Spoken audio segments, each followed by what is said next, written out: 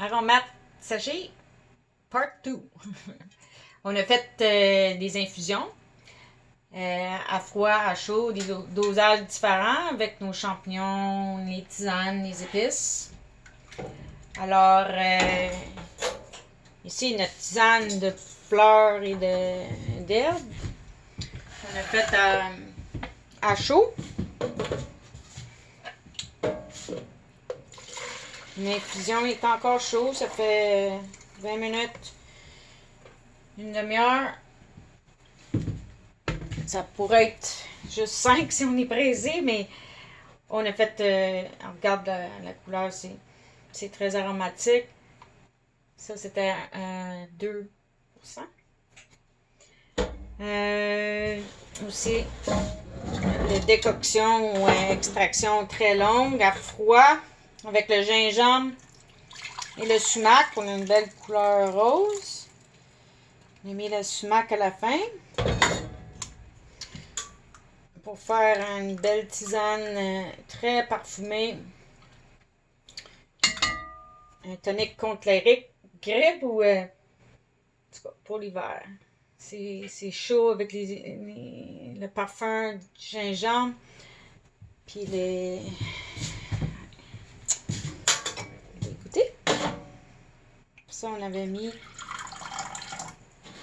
0,1% gingembre. Puis entre 0,5 et 1% sumac.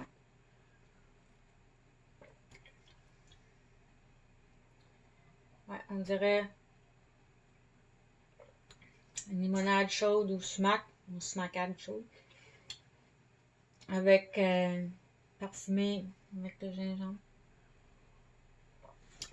Le dosage il est bon. Avec le. J'aurais dû goûter à celui-là avant. La tisane. Avec toutes les herbes et les fleurs, c'est plus délicat.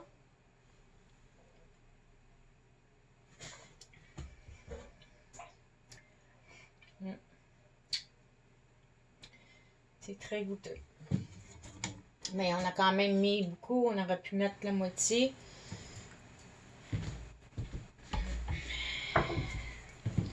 Infusion numéro 3.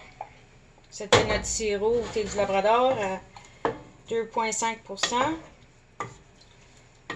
Ça, il fallait faire attention aux tanins. On l'a juste fait à chaud. Puis, pas bouilli. Mais avec le foin d'odeur, comme avec notre bouillon de champignons en arrière. Juste goûter à mon sirop.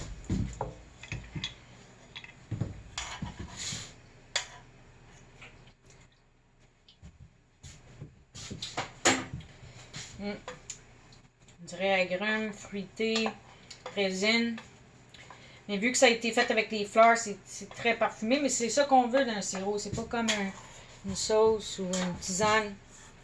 On veut que ça soit pour mettre dans un cocktail ou dans les desserts. Puis ça, on en a mis plus vu qu'on pouvait pas faire une longue extraction.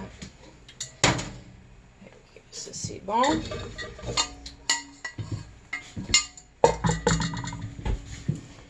Bon, les champignons, on les a hydratés. L'eau bouillante. On a laissé ça 20 minutes. Après ça, ça fait un beau bouillon. Ça fait des champignons hydratés qu'on peut mettre dans un bouillon ou dans une recette, faire une sauce. Si on veut.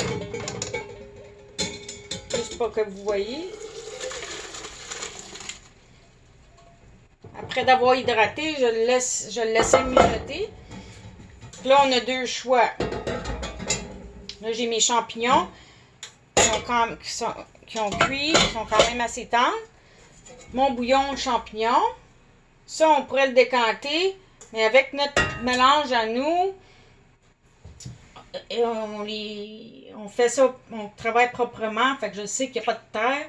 Mais avec souvent, quand on achète des champignons séchés de qualité qu'on ne sait pas trop, c'est toujours une bonne étape de le laisser reposer puis juste de le verser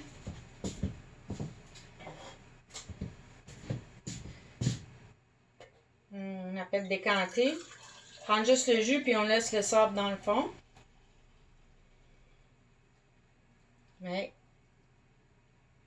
il n'y en a pas de sable. C'est mieux, toujours mieux avec les champignons le plus possible de cueillir propre. Puis après ça, de les travailler. C'est sûr, avant de les sécher, il faut... on ne peut pas mettre des champignons sales dans le sachet. En tout cas, pas ici. Alors ici, on a notre petit bouillon champignons. Des champignons. C'est sûr que là, pour faire une soupe ou une sauce, je laisserai les champignons ensemble avec le bouillon, mais ça dépend de la recette. Des fois, on veut... mais on utilise les deux dans deux recettes différentes ou dans la même recette. Fait que là, pour faire ma sauce, je vais partir... comme j'ai dit, une soupe, j'aurais mis les champignons séchés. J'aurais prévu peut-être 1% pour une sauce, plus comme 2,5%. Ça dépend si on rajoute, qu'est-ce qu'on rajoute de plus aussi.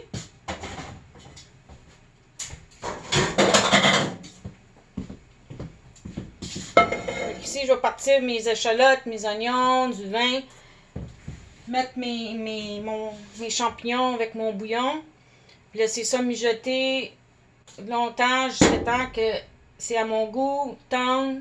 Surtout si on veut laisser les champignons dedans, il faut que ça soit tendre. Puis pour sortir le maximum aussi.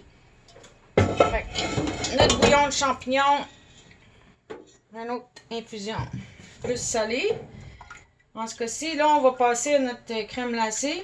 On a fait le lait avec la crème, ça peut être juste du lait. On est parti à froid pour sortir le maximum avec le thé des bois qu'on a mis à 1,5%. Là, ça l'a infusé hors feu. On laisse ça au moins une demi-heure. Si ça leur refroidit, on peut le laisser le ramener. On veut sortir le maximum. Fait que si on a l'intention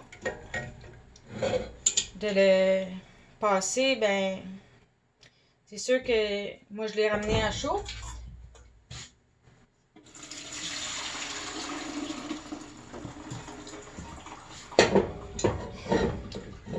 Ça sent la pepperman, comme ils disent en bon québécois. Donc là, j'ai mis 8 jaunes d'œufs. Parce que c'est ça, un appareil à flan ou crème glacée. On peut garder les blancs pour faire une autre recette. Financier, meringue. D'ailleurs, c'est une autre belle façon d'utiliser des aromates, mais plus en poudre. Comme je fais souvent une meringue croquante avec l'odeur d'érable, mais en poudre, ou avec les fleurs de mélilo en poudre. Mais ici, on parle d'infusion.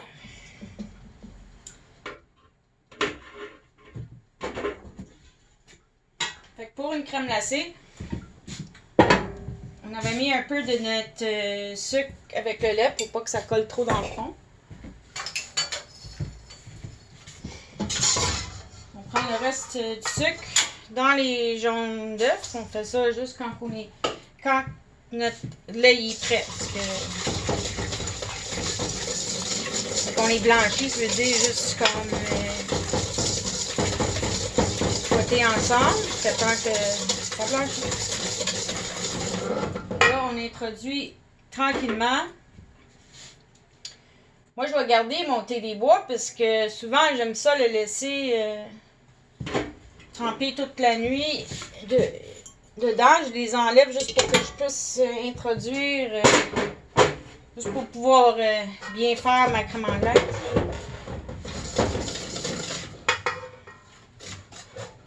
Donc ça, on ne veut pas faire des œufs brouillés, fait qu'on y va tranquillement avec notre lait au thé des bois.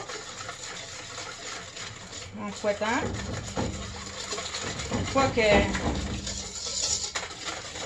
c'est... Je peux y aller plus vite.